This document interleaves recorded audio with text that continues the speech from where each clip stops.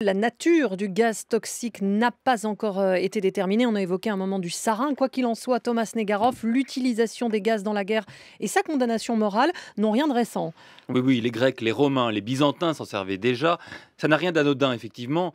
Pas une arme classique, loin de là, considérée comme contraire aux lois de la guerre, particulièrement inhumaine, cruelle et lâche. L'attaque au gaz est d'ailleurs interdite dès 1899 par la Convention de La Haye.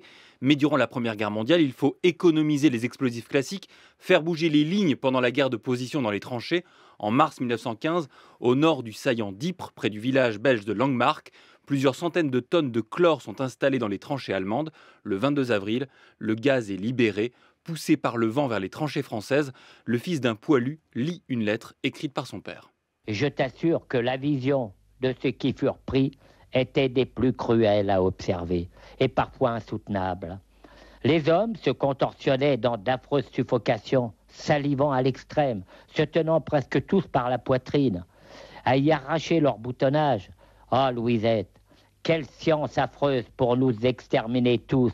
Quelle sorcellerie dans leur laboratoire pour nous anéantir! Est-ce possible ? Et comme aujourd'hui, l'indignation est totale. Oui, dès le lendemain, le 23 avril, la presse alliée et neutre stigmatise la barbarie allemande, mais bientôt, Anglais et Français utiliseront également des gaz qui toucheront au total pendant la Première Guerre mondiale 1 million de soldats en tuant près de 100 000.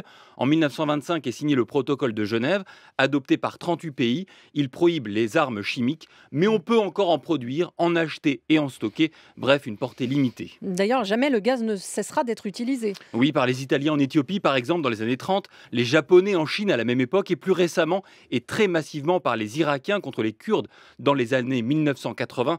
On pense notamment aux 5000 morts d'Al-Abja en mars 1988, sous la houlette du tristement célèbre Ali le Chimique. Au lendemain de la première guerre du Golfe, la communauté internationale se réunit à Paris pour combler les lacunes du vieux protocole de Genève en signant la Convention sur l'interdiction des armes chimiques. François Mitterrand prend la parole.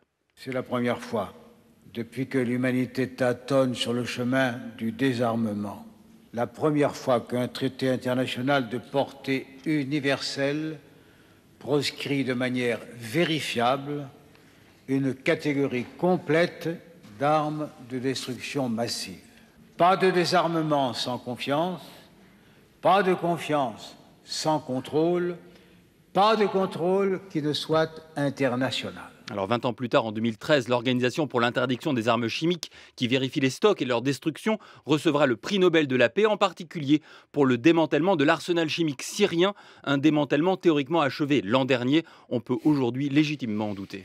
Thomas Negaroff, historien de France Info, qu'on retrouve tous les jours dans le 12-14.